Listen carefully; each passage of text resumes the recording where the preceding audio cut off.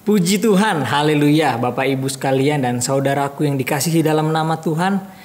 Pada hari ini, pada kali ini kita sungguh sangat mengucap syukur kepada Tuhan di minggu pertama di bulan Juni. Kita boleh kembali beribadah kepada Tuhan. Mungkin banyak hal yang menjadi hambatan di dalam hidup kita ataupun hal-hal lain yang mungkin mengurangi keimanan kita. Tapi pada hari ini, pada ibadah kali ini kita akan belajar dengan judul mencintai Tuhan. Kenapa kita harus mencintai Tuhan? Pernahkah kita mengatakan bahwa saya tidak dicintai oleh Tuhan, saya tidak dikasihi oleh Tuhan? Yang pertama saya mau katakan atau saya mau tanyakan, bagaimana saudara merasakan cinta kasih Tuhan sehingga saudara dan saya mengatakan saya tidak dicintai atau dikasihi oleh Tuhan? Seringkali kita merasa Tuhan tidak mengasihi saya, Tuhan tidak mencintai saya, bahkan Tuhan membenci saya. Buktinya saya harus kehilangan pekerjaan saya. Buktinya saya harus kehilangan keluarga saya. Buktinya saya harus segala macam kehilangan. Bahkan saya sampai sekarang tidak memiliki pasangan misalnya. Atau yang lainnya. Atau saya nggak bisa jadi juara 1 di kelas. Itu tanda bahwa Tuhan tidak mencintai saya. Apakah begitu cara kita memandang cinta kasih Tuhan terhadap kita? Saya akan membuat atau menyampaikan satu analogi yang mungkin Bapak, Ibu, dan Saudara akan lebih mudah memahaminya. Analogi yang pertama itu hubungan antar manusia, ya. Yang pertama itu antara ayah dan anak. Ketika seorang anak ingin keluar malam, contohnya anak perempuan mau keluar malam, lalu ia minta izin kepada ayahnya, "Pak, saya mau keluar malam. Saya mau main sama teman-teman saya." Contohnya seperti itu. Lalu ayahnya bilang, "Tidak bisa, titik. Ya pokoknya saya hanya main, orang saya nggak kemana-mana kok, saya hanya main sama teman saya," dan lain-lain hal. Seperti itu. Lalu ayahnya bilang, "Tidak ada alasan, sebelum jam 6 sore kamu harus sudah sampai di rumah." Seperti itu. Akan ada beberapa anak dalam kondisi-kondisi seperti itu akan menyatakan bahwa ayahnya tidak mengasihi dia. Ayahnya tidak mencintai dia. Dia akan katakan bahwa ayah tidak senang ketika melihat anaknya senang. Satu hal yang harus kita pahami bahwa tidak semua yang kita pandang baik itu benar di hadapan Allah. Tapi ada lagi sebagian anak yang akan mengatakan, "Oh iya, ternyata ayah saya masih peduli terhadap saya. Ayah saya masih cinta terhadap saya. Supaya ia mau terus menjaga saya dalam segala kondisi. Termasuk saat saya ingin untuk keluar malam." Lalu analogi yang kedua, contohnya laki-laki ke perempuan atau perempuan ke laki-laki, hubungan. Baik itu suami istri yang bertunangan ataupun yang masa pengenalan antar satu sama lain. Kalau seseorang mencintai dengan bertepuk sebelah tangan, ya, orang akan katakan bahwa loh itu memang sudah tugas dia. Contohnya antara seorang sahabat yang ternyata mencintai, ya itu memang sudah tugas dia. Dia bantu saya, dia teman saya. Ataupun seorang ayah yang bekerja untuk keluarganya menafkahi, kalau istrinya tidak cinta atau anak-anaknya tidak cinta kepada ayahnya, ucapan yang akan dikeluarkan oleh keluarganya hanya, ya itu memang sudah tugas seorang kepala keluarga. Hanya itu. Padahal di balik itu ada cinta yang diberikan oleh ayahnya kepada keluarganya. Atau diberikan cinta oleh ayahnya kepada ibunya. Seperti itu. Dan kalau misalnya kita memiliki cinta yang bertepuk sebelah tangan, apapun yang dia lakukan itu tidak kita notice seperti itu. Kita tidak akan menganggap bahwa itu adalah sebuah yang harus diapresiasi.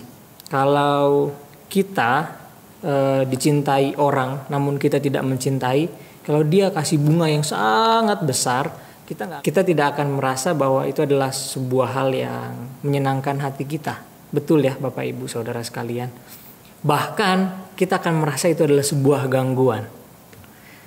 Kembali ke topik yang awal, ketika kita mengatakan atau menyatakan sebuah statement Tuhan tidak mencintai saya atau tidak menyayangi saya, pertanyaan yang kedua, apakah kita mencintai Tuhan?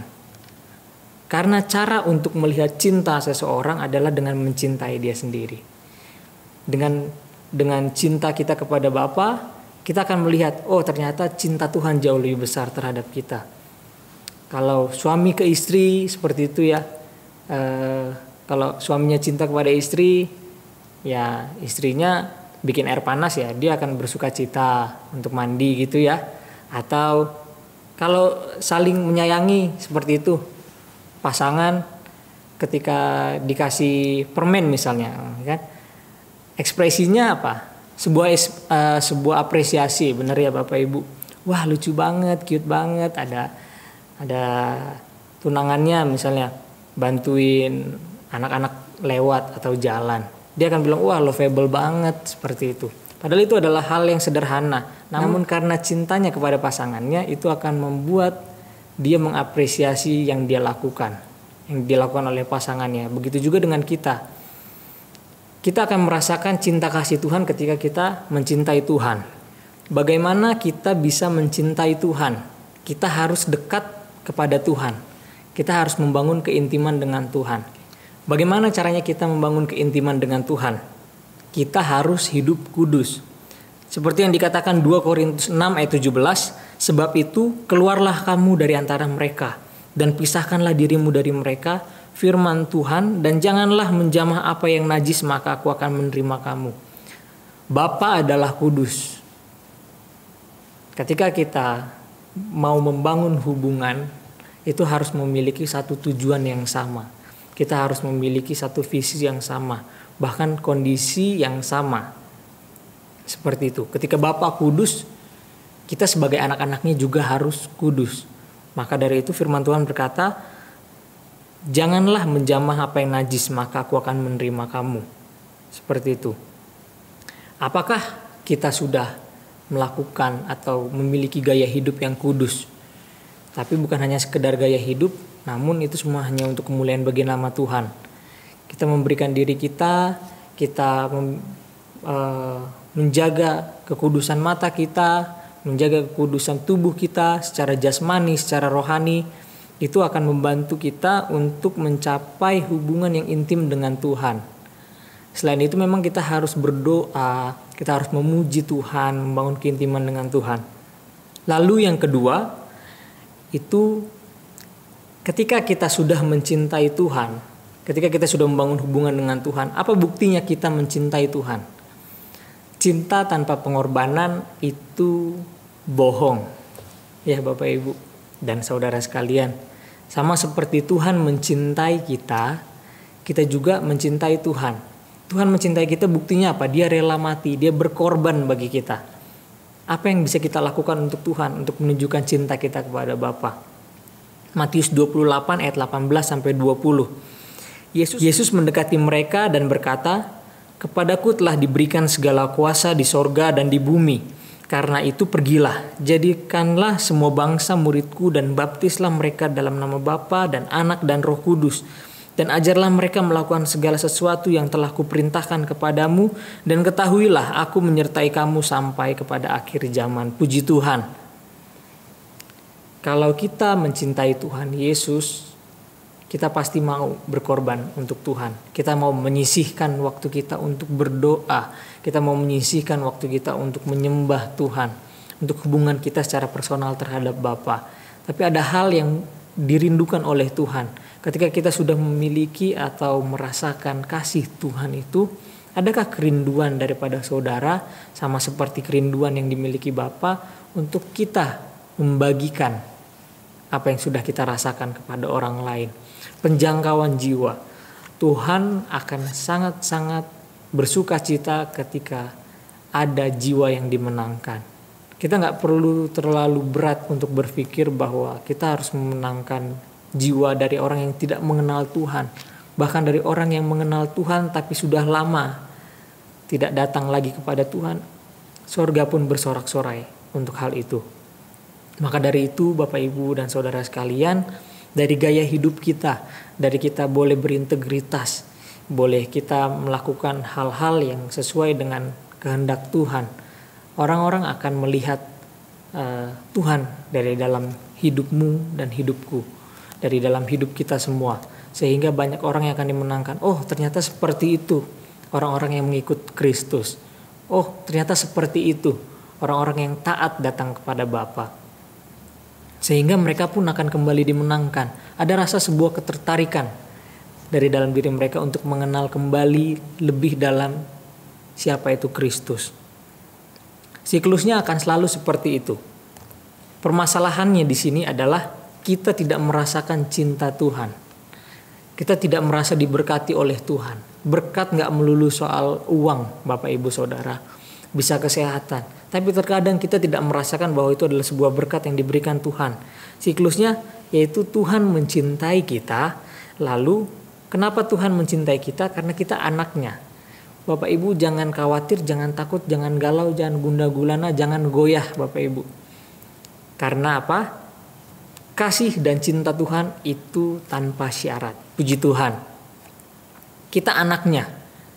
Tanpa kita mencintai Tuhan, Tuhan itu sudah mencintai kita. Siklusnya Tuhan mencintai kita karena kita anaknya tanpa syarat.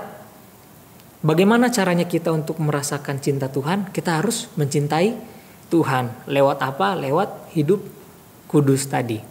Setelah kita mencintai Tuhan, kita harus melakukan pengorbanan untuk membuktikan cinta kita kepada Tuhan. Yaitu kita melayani Tuhan. Ketika kita sudah melayani Tuhan, Tuhan akan bersuka cita. Sukacita itulah yang menjadi alasan Tuhan untuk memberkati kita. Nah, di fase ini kita mulai merasakan cinta Tuhan lewat berkat Tuhan. Dan akan kembali berputar begitu lagi. Ya, Bapak Ibu, kuncinya adalah kita bisa mencintai Tuhan. Sehingga kita bisa merasakan cinta Tuhan. Sekian firman Tuhan pada hari ini. Semoga kita semua diberkati oleh firman yang hidup. Dan kita semua percaya semuanya itu baik. Kalau di masa seperti ini kita masih belum bisa beribadah bersama, kita akan menunggu sampai waktunya tiba. Tapi ketika kita sudah memiliki waktu untuk bersama-sama beribadah di tempat ini, tunjukkan cinta dan kasih kita kepada Tuhan. Lewat tidak mainkan handphone di saat ibadah, lewat tidak bercanda-bercanda saat beribadah, saat mendengarkan firman Tuhan, tidak ngantuk. Dengan kita fokus untuk mendengarkan suara Allah pada saat kita beribadah, itu adalah salah satu bentuk cinta kasih kita kepada Tuhan. Sekian firman Tuhan pada kali ini. Sebelum kita berdoa, mari kita angkat lagu pujian yang berikut ini.